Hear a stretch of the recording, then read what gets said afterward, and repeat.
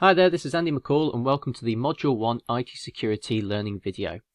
The purpose of this video is to go through the content of this unit, IT Security.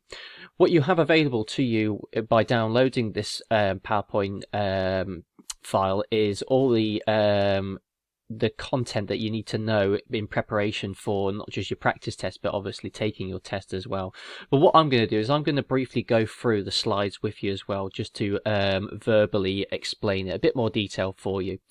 Because what you're going to be doing after you've went through all the slides with me in this video is you'd look at having a go at the practice test that I'll show you at the end as well. What you'll also have available to you is the other video that gives you the instructions of how to attempt the practice test, which is available to you.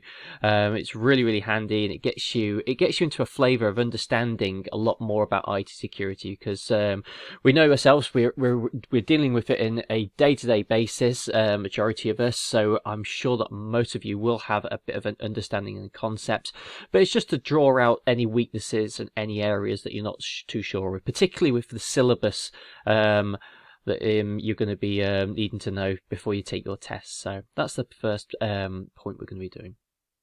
Okay, so let's go on to the next slide, the first one we should say, and that is section 1, security awareness. Forward. So how I like to explain IT security is more in the terms of a sort of generalization, trying to relate to everyday life. So we look at the first point of using computing, but also being aware of obviously the security implications of using computers. Look at it from a point of view of a house. So you lock the door, you obviously have security alarms, etc. Anything that you, as a deterrent to get someone away. I always look at, if you compare that to using IT, it's kind of a good way to get yourself involved and understand some of the actual technical aspects, which a bit more easier, particularly building up toward your test as well. But with obviously having almost the majority of personal computers and portable devices connected to the internet, as well as email, it is obviously quite a vulnerable environment to be in too. So there is the actual the risk of being attacked from individuals with hostile intent, personally to get and not just to get your own personal information for their own purposes, but also there could be even all malicious areas to actually corrupt and destroy data as well that you have personally with you. So there's different mindsets, unfortunately, in the big bad world. But the key point is being aware. So within your test, you may be asked a question, for example. Which of the following would highly likely be a risk to your computer? So we're moving down the slides. We're going to go through a few areas that you'll notice that we're going to explain. So it could be like a Trojan horse or things that sort of nature. Right. But the point is for yourself is to be aware of some of the areas that you need to know and actually understanding what you are requiring to keep yourself safe. So what would you use your security tools using computing for? So do you also think that the actual security that you've got built into your computer is suitable, and would it actually be a deterrent against those that are trying to go? So for instance, is it properly protected? And also where you're using your computer as well is also a very important thing too. So if you are using it at home, it's local based, so you can you're in control of your security. But if you're out of the way, for instance, if you're in a cafe or if you're in an airport, for example, what the security protocols, procedures that are set in place there. Some of those things we're going to be discussing too. But we also point out is that another thing in your test, you may be asked what you would have to follow in terms of respecting the privacy and confidentiality. So you always have guidelines for relating to IT security and privacy of information. So you'd use the Internet Use Policy and health and safety guidelines within your organization and at the university too. Next slide. So I think we're all quite aware of the big world of the internet. It's the communication through email. It's the equivalent of sending a letter, fast delivery. So, but the problem with email though is that it's not just the fact that it's an instant messaging service, but you can also have electronic files attached to it. So you could attach a Word document, you could attach an Excel spreadsheet file, for instance. But with your email possibly in the open domain, and when I say about the open domain, that it may be you may have used it somewhere and someone may have taken it away and written it down or posted it somewhere, which is kind of bad. And that's the problem, is that other individuals with malicious intent may use that and decide to send you an email and the actual file may appear something that it isn't, and it's got a malicious purpose. So when you double click that, it will hit through and may actually cause corruption, which is always the reason why we always have antivirus software and firewalls prevented, so that certain attachments won't come through, which, as you'll notice, it's say in this actual area here, which contain macros passing through. So macros is a program with a set of instructions that will automatically run once it's opened, so it can be quite malicious. Some macros are obviously good natured. It depends on the actual reasoning for them being built and created.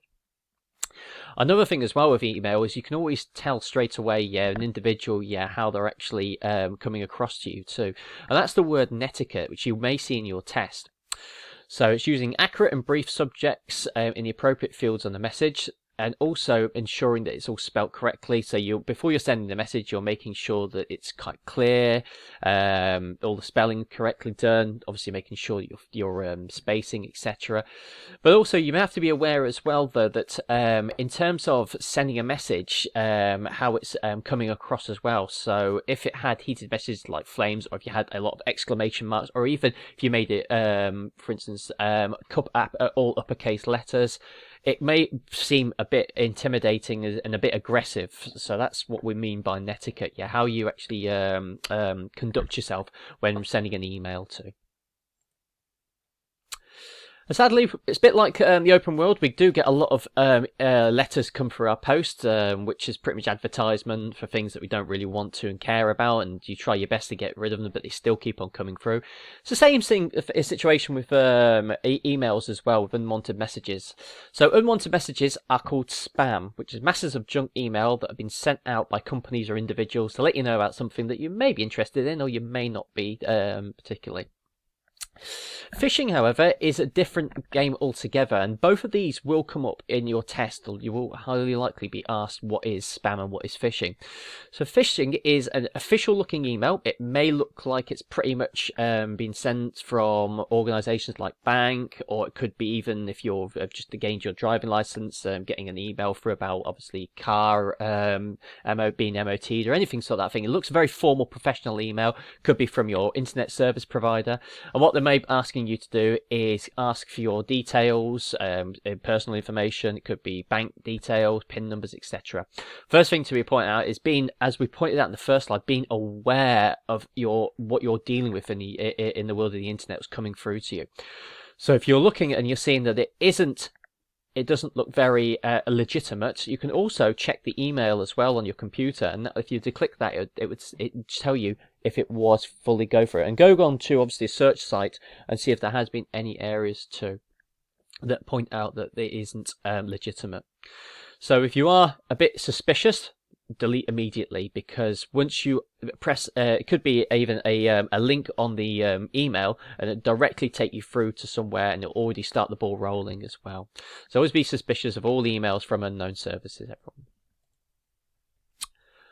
Bit similar as well to phishing is hoax email. So it's the nuisances. They are highly likely to be anonymous. You rarely ever get a hoax message from a friend. Most of the time a hoax message is pretty much verbal, sort of a bit of a kidology, we should say. But you could also find that nuisances may be a virus hoax, so it might be alerting you about a virus that's been spreading around, and it may even have an email. It may say to you, click this link to protect yourself, which is not. It could be a full hoax saying that there isn't. Chain letters is requesting to messages moving forward, and scams as well. So you could, for instance, get an email come through that's stating, "Oh, hi there, we've got this such and such deal. If you just want to click this, or we've got a prize that you may want to win." We're always really tempted by these sort of prizes and cashes that are available to you, but you have to, in the back mind, and hold yourself back and say it is a hoax. So another thing as well, in your test, you may get a question that's saying to you, which of the following is highly likely a hoax, and you have a multiple choice options, and you click the one that's the most likely that explains a hoax as well. So as well. And you've got false alarms, misunderstandings, and scares too.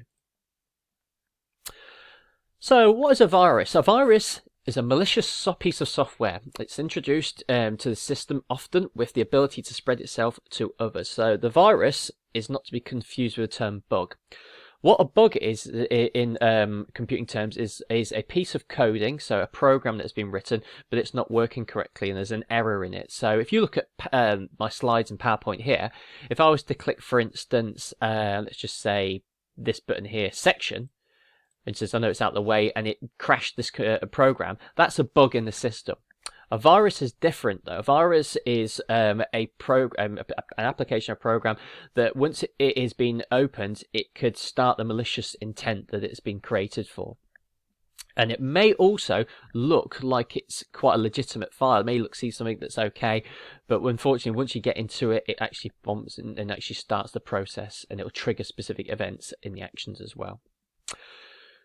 Some of the typical viruses that you may find, and you'll highly likely get these seen in your test, which is a time bomb or a logic bomb. So a virus may lie dormant. So for instance, the time bomb or the logic bomb will only run which is at a specific time or date. I always look at it in the comparisons to the Millennium Bug, which I think many of you will remember, but it was something in 2000 that was going to go straight away. It was going to go bang, but it's different with a time bomb because it would start the process of the virus at a specific time and date. Or with a logic bomb, an operation such as deleting a copying file. So if you did a step on your computer, all steps have been met, so the logic bomb will run. We came across macros earlier. So what macros are is they are files that are most commonly within Microsoft Word and Excel. So if you were to open these files, it'll start the trigger of events and run the macro with its intent of causing issues with your computer. Quite a common virus, though, is worms. What worm does? It's a virus that will create itself onto a computer, and it uses networks. So, for instance, you're on the internet, you can go from one computer to the other, and it will send and replicate itself within systems with its own purposeful, malicious intent. All these are all going to highly likely come up onto your test, and they all do particularly come up into your practice paper that you can have a go at after this as well. So they're really, really good to get yourself familiar with the terminology that we're describing here. So how can you protect and save yourself when you see these viruses? And it's also be vigilant, particularly with emails. That's a big one because they highly likely can contain viruses from individuals that are unknown to you. So make sure you've got the antivirus software that is installed, but also keeping it up to date as well. We are going to come to that in a few more slides about steps that you can actually do to actually protect yourself. The big thing, though, is obviously emails with file attachments. So they are the major source of viruses that can be downloaded from the internet, and it is normally an exe extension. So that's a file that can be run. You can save it onto the computer and then double click it without even knowing. And obviously, commonly because we always like clicking around as fast as we possibly can. But there's also a way that viruses can, and it's highly unlikely, but there is obviously that still, because it is a storage option, which is USB drives or DVD. So if you were to insert them into your computer, double click into the folder, find that file and accidentally click it, it may run the virus onto your computer there too. Other types of threats that you may come across, though, and the big one is malware. Malware, another word that you need to keep an eye on during your test, which is a form of unwanted software, often with unwanted or malicious purposes. So a big one, and it's also, you may have heard this previously from obviously other references, but the big one is the Trojan virus, so the Trojan, which is disguised as a link to a file. So it could also look something that's very legitimate. It could look like a computer game application or a graphics file. It looks something that you know that it doesn't look any malicious, so it seems very, very legitimate, seems okay. But once you double click it, its purpose is open straight away, and it begins the process of its malicious purpose. Bit of an old one here, but it's still in the syllabus, which is rogue dialers. So rogue dialers is a piece of software that affects dial-up connections. So what it does, it will actually start phoning up and replacing numbers that's set onto your computer and replacing it with premium rate numbers. So the purpose of it is to ring these numbers so that it's making more money for the individual. That's very old school. In this day and age, old dial-up connection 56k is very, very, very, very rare. But we have to point out it is in the syllabus. It may come up in your test as well. So you have to keep in mind what a rogue dialer is too. Other types of threat, which is spyware and adware, big ones that I have seen and pop up across many times when individuals have been taking their test previously. So spyware, without the individual's knowledge that their computer is being spied on, so their interaction with computers or other servers, so changing settings, interfering with the internet browsing, slowdown of your computers that may actually indicate that your computer is being spied on. So there may be a malicious program on your computer at the moment that is spying you. And the type of things that they do search for spyware is pretty much where you're going to, what you've been doing, what areas you're going through, and such. So they can actually use it for their malicious purposes with later intent. Adware is software packages which automatically download advertisements. So most of the time, it's mostly an extension on your web browser. Which what it will do is, if you go to a website, it's going to trigger all the application, and it's going to bring down onto your computer all these adverts for other organisations to let you know. So an example of that could be if you went to a supermarket, an online supermarket, and you downloaded the extension, and then you were searching, for instance, I don't know, some cooking food or etc. As an example, and then what it will do is it will trigger and bring other adwares up, so that it's also a spyware mechanism where it's also looking at what you're interested in. So the other organizations are going to throw you better deals or worse deals, so you're going to be clogged up with so much adware, and it's really awkward. So keep in mind with that as well. And finally, other threats, hacking, which is changing computer software code for other individuals for what the intention is to do. So what that could be is an individual could get access to your computing. So that's the person called a hacker.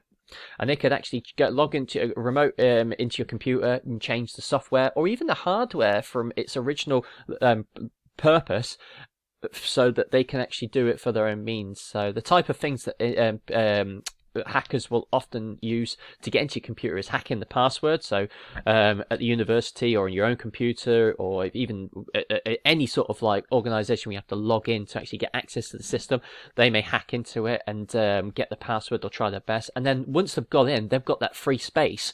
And we come back to what we said at the start. It's kind of like a house. So the hacker needs the key or needs the code to get into the door. And once they've got access inside, that's with their own intent what they need to do. So for instance, from a house point of view, they may want to take possessions, personal data, but from a computing point of view, highly likely may want to infect the computer or systems with virus or Trojan horses for malicious purposes, or also intercept and read any emails and communications that are going through to you as well. So there's different sort of varieties of what a hacker and what their intent and what they would like to do as well. So let's just briefly going through the first section, which is security awareness. Now, as I'm going through this in a bit of a speedy sort of way, don't forget that you do still have the manual, the syllabus manual available to you if you do want to go into a bit more detailed sort of purposes. So I'll just bring it over onto the screen. It is available to you, so you will have it given to you either if you're in university or if you're using Aula, or if you're an external learner, you will have it emailed and passed over to you. And it's got everything just here as well. So you'll notice what I've just been through in a bit of a quick way is all the sections here. So you'll see we've done the first one, security awareness, and the next ones I'm going to do is protecting your PC, information security, and technology security. But IT security is security awareness, the first one. So if we go down to here, security awareness, it's all here. It is quite long-winded, and what I've done is I've just pretty much just briefly explained what it is. This talks it into a bit more highly, a bit more expansive is the word I'm looking for to talk about. So it is there too, and you can use this when you're having a go at your practice test and prepping for your test as well. But you've still got the slides which I've gone through here too. So we move on to section 2, which is protecting your PC. And the objectives for that are security measures and anti-threat software. So the first thing you'll highly likely see in your test is this word called firewall. And what it's pointing out is, what is a firewall? So a firewall is kind of the equivalent of a security guard. It could be a security guard at an airport. It could be a security guard at a bank. It's equivalent pretty much. And I always use this analogy of a nightclub bouncer. So a nightclub bouncer's purpose is to either let people in and out, depending if they've got their ID, they're legitimate, if they feel that they're actually okay to come in.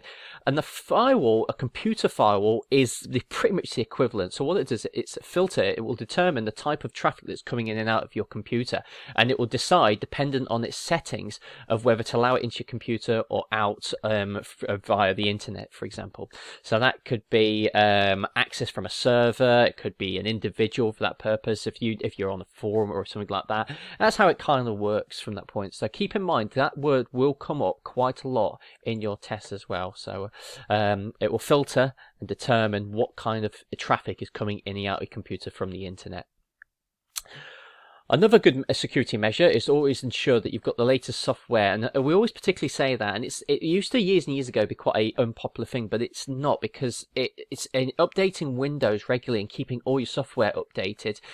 Even though you may think that it's going to be quite heavy on your computer resources, it still makes sure that you are within the ownership of the programmers developing it, that they are making sure that you are safe.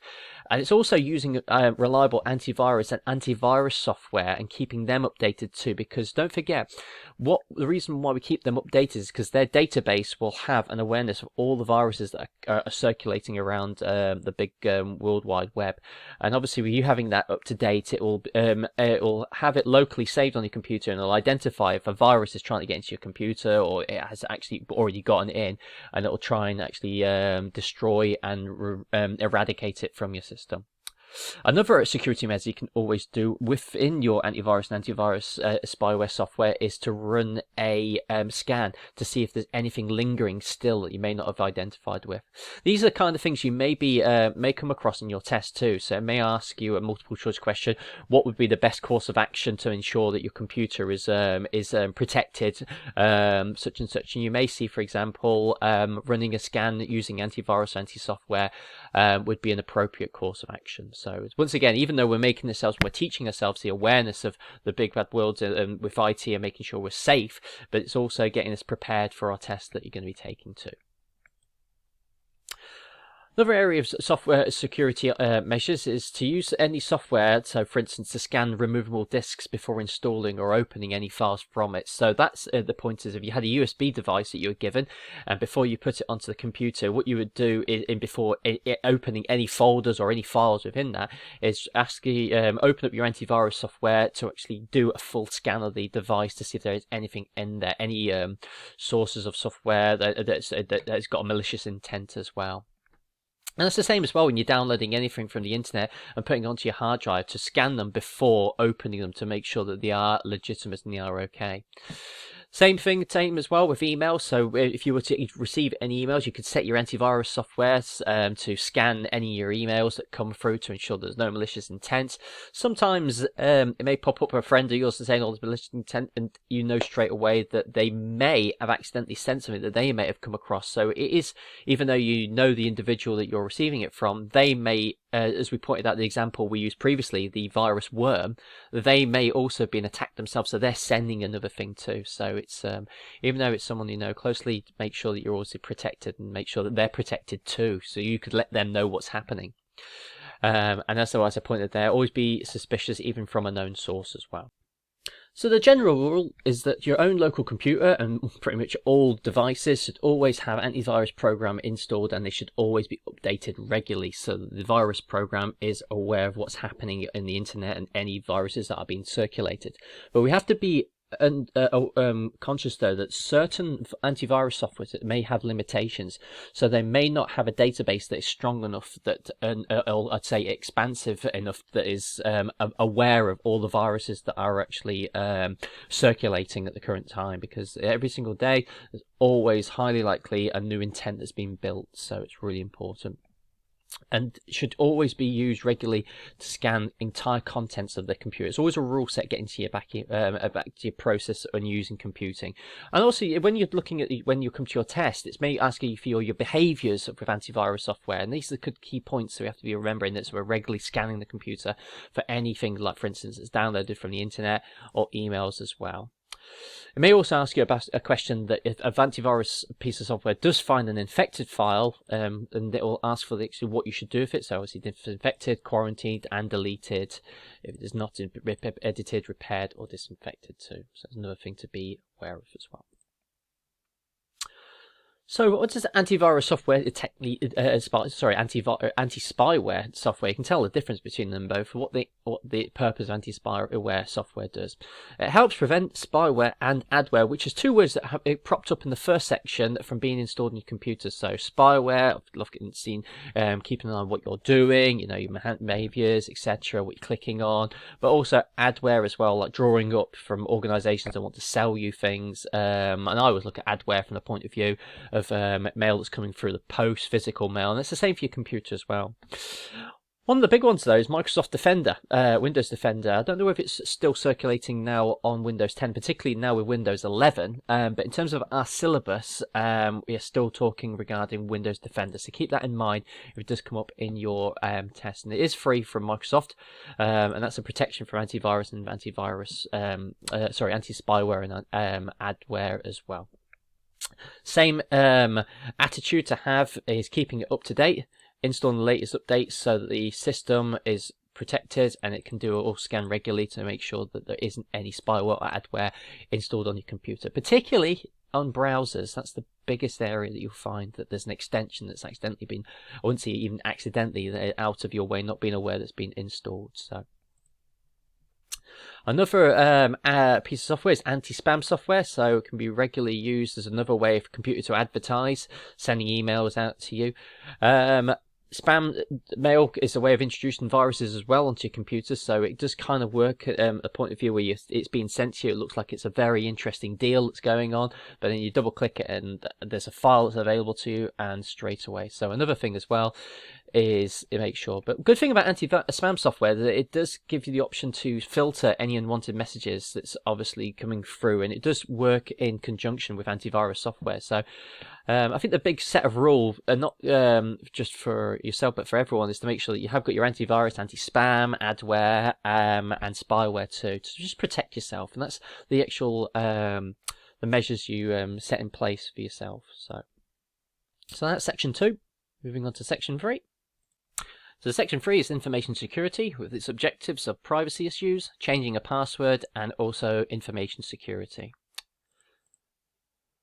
So the first part is privacy issues, which covers passwords and pins, which I'm sure, and I'm not patronising yourself listening to this video, that you have previously, I'm sure, had a situation where you've had to access something, use a pin or a password to get through to your own account. So that could be a bank account, it could be anything with your personal and sensitive information.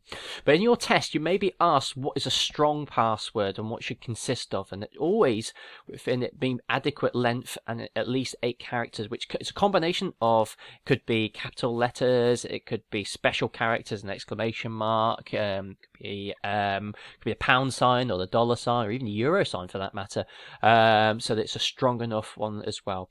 But another thing you may be asking your test is what the mannerisms and how you would keep and store your passwords. So the first thing you'd obviously not do is write them down, and even this day and age you still have always come across people that says, oh, I'm just going to write it down and that sort of thing. It's still, I'm quite very, very firm in the subject and stating just do not write it down. If you forget it, then you obviously have to go through the steps by the security procedure to get it through. So you may get that in your test, highly likely to. And you should know, obviously, the privacy policy of whoever the organisation that you're dealing with. So that could be the bank organisation, it could be the university, or your employment, for example, and that you follow the privacy policy in order to get through and what you have available to you as well.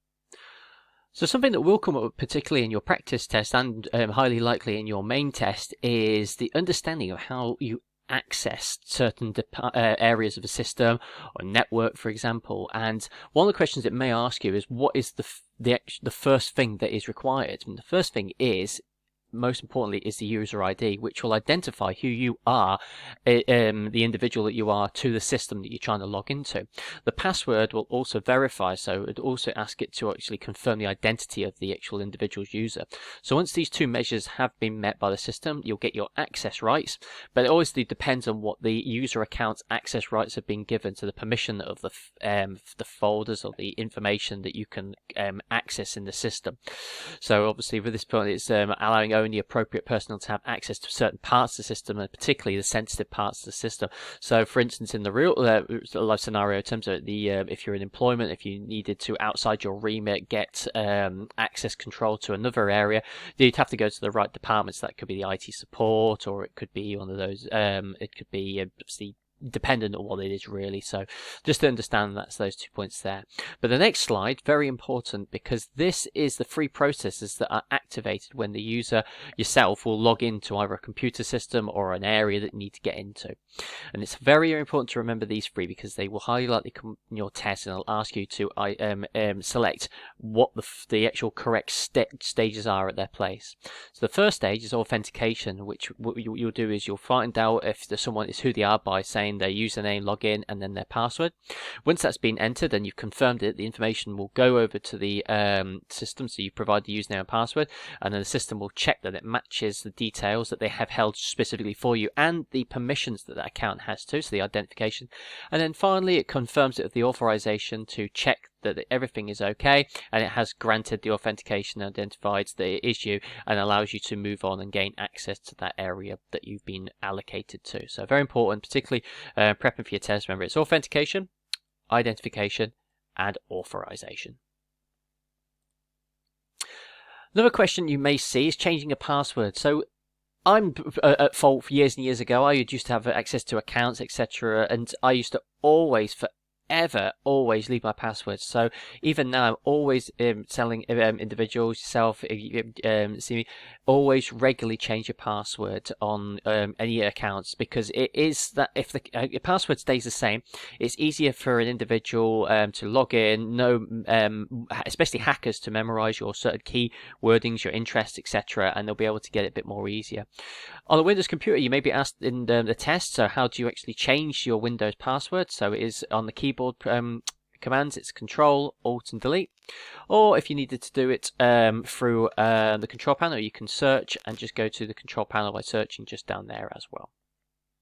Just remember that may come up in your test.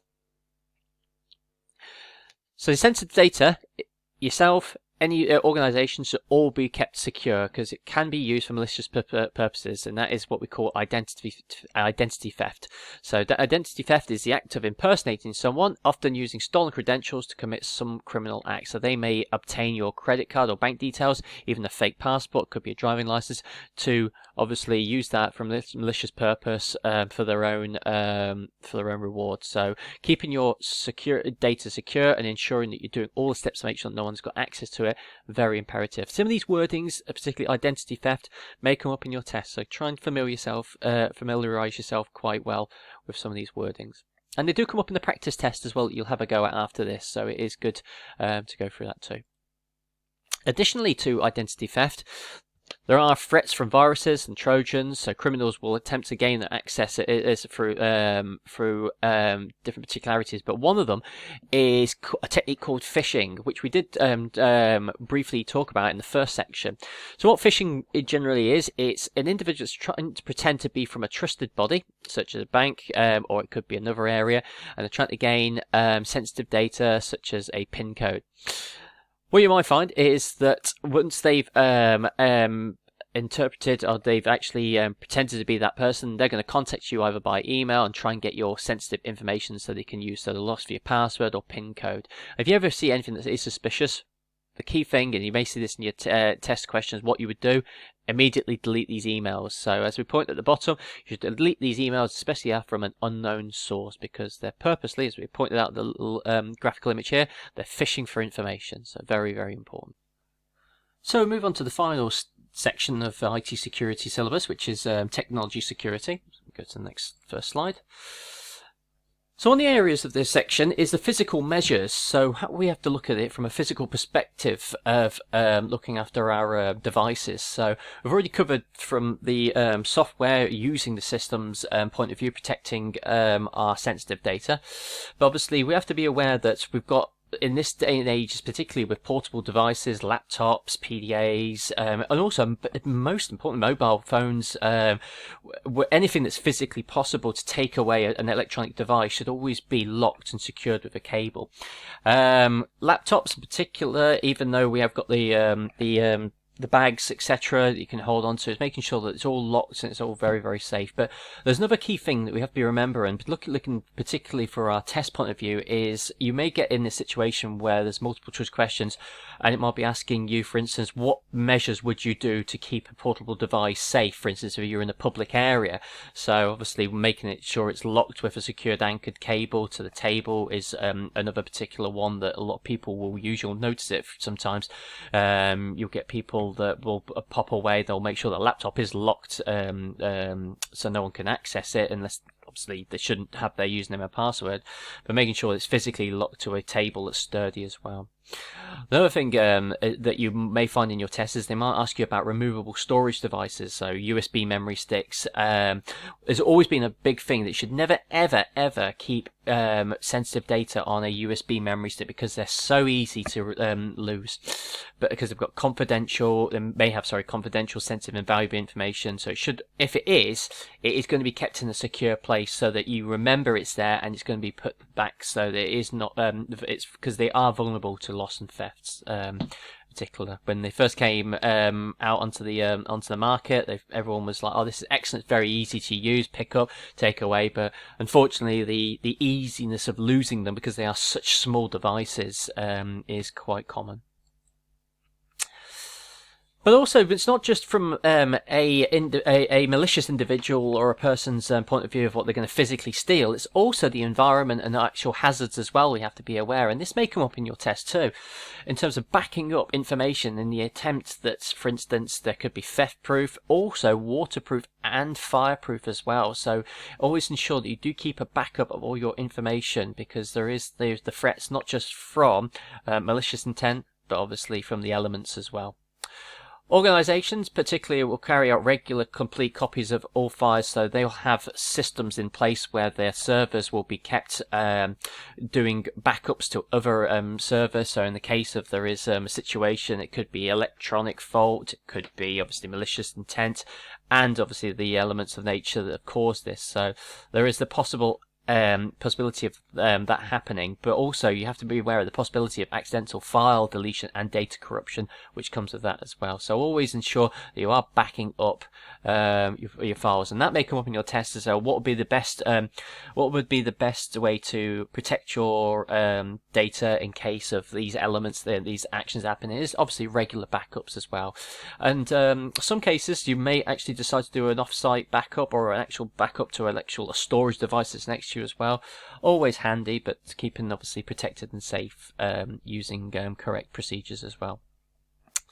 One more little thing though is making sure that you do actually save your work while you're doing it frequently, long, short periods. I know that we are in a day and age where computer devices are more stable, more reliable, particularly with the advancement of solid state disks as opposed to our previous ID disks.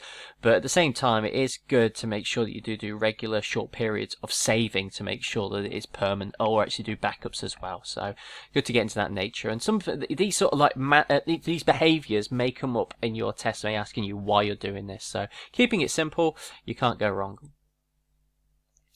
May also ask you a question particularly about networks and wireless safety. Now, we did slightly briefly touch on in terms of in public networks. So a public network, for example, is you going to, say, your local McDonald's, your local coffee shop, or even an airport, or anywhere that is the public area that offers a public free network that anyone can connect to. But the actual thing you have to be very, very careful, though, in terms of the wireless safety, is that what protection do they have in place? Because it is an open network for anybody to actually go onto, and they can share and they can do what needs be particularly, and it is a hotbed for particularly hackers who will go around and actually use that as their actual their domain physically to attack. So and pretty much the way to describe a public network is it's always described as highly likely to be unsecure. Even though you are logging in, you're saying who you are to get access to it, it may and highly likely still not have a firewall in place, antivirus, or any protection that way as well. So the best case scenario, for example, if you were asked in a test a question, for example, how would you send information to an individual over an unsecured network, you would look to make sure if it's emailed that the actual email is encrypted, so the only person you send to can actually access it. So it's important that here. So be aware that you should not send unencrypted confidential information across unsecured network. Even though you are sending it encrypted, it is still a hazard there as well. So just be careful you get a question in that sort of nature. So it's just that point there. So very important to remember that. So types of connectivity you may find, and it'll ask you in your test. So we are aware that Bluetooth is a common practice of communication, particularly with other peripherals like headphones and media devices and automatic. In the syllabus, it's very important to remember, the range between Bluetooth devices is about 10 meters and up to 8 devices which can be connected at the same time. Now, even though I'm saying this now straight away, and by all means, the advancement of technology is always building. We're always looking at the syllabus of what you're doing here. So remember, at this time and point, if you see it in your test, it would be 10 meters of the actual range, and it is up to 8 devices that can be connected at the same time as well. So really important you keep in mind with that though. So I'm sure that some of you have probably been able to get more devices attached to Bluetooth connectivity, but for this syllabus it is 8 devices and 10 meters. Just another point as well, particularly with Wi-Fi, wireless network may be visible to access to others. So sometimes you may find trying to access a wireless network and it doesn't show, and lo and behold, you have to go through extra measures to place it because it's more secure through that way. Also, it needs to be secure to prevent other wireless network users accessing it, and needs to be encrypted to prevent data from being intercepted and read. So pretty much what we were touching on the previous slide just there. But what actually is encryption? So this is another thing that may come up in your test to actually explain what it is. So encryption is essentially scrambling all the information that you are sending. So for instance, if it was a document or a attachment, it's into a form that can be easily understood by anyone, can't be easily understood by anyone not authorized to access it. So what it does is it will essentially encrypt all the information, and then it will send it to the individual. So during that process of being sent from one part of the internet to the other, a malicious individual may try to intercept it. But if it's encrypted, it's going to be encrypted into, for instance, this sort of cipher, C-cipher sort of language, and very, very difficult and complex. Even myself, even describing it, is actually quite a scrambling sort of way of discussing it. So what happens is that it's going to be all in numbers and different characters, which is not going to make any sense and very difficult to unlock and decrypt, but only until it gets to the source that it is intended to, when it will actually decrypt and go through. So it's a much more secure way of sending. So just the point in the second one here, based on the principles of key locking, encrypting the data, and another key unlocking decrypts it from the actual end there. Other security settings to be aware of is to ensure that you don't use the default password for anything you wish to keep private or secure. So a lot of people I've spoke to in my past times have always said, oh, my router is always the password 1234, or it's just password with a capital P. What that is trying to explain is, and it's also not just this slide here, it's also explaining the point of generalization with passwords, is that these sort of things are quite common at the start with default machines. So if you're not deciding to change it, it's going to be quite easy for a hacker or a malicious individual to log in using that straight away. So it is good, but also making sure that you do, particularly with your web browsers, adjust your default security settings to protect you from privacy and also your own security as well. So you can do that, for instance, and this is an example through Internet Explorer. So selecting Tools, and then you'd go into your security tab, and it will give you the option of your security levels just here. So your media, what cookies you can, what sort of extensions are allowed, for example, and what can be prompted for you as well. So there's certain things there, and this is coming back to your questions as well, because when you do take your test, and particularly moving on to your practice test beforehand, which I'll explain in a second, they're all multiple choice in this this unit. So there's nothing in terms of explaining. So you'll have a question, and then it's going to give you 4 options, and you select the one that is best describing to correctly answer the question. So that's that.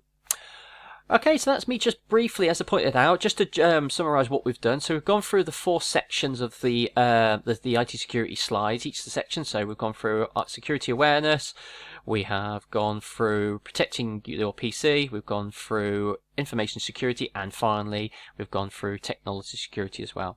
So what you want to do next is have a go at the practice paper that you can, if you're a university student, you can access it through Owler or the W Drive.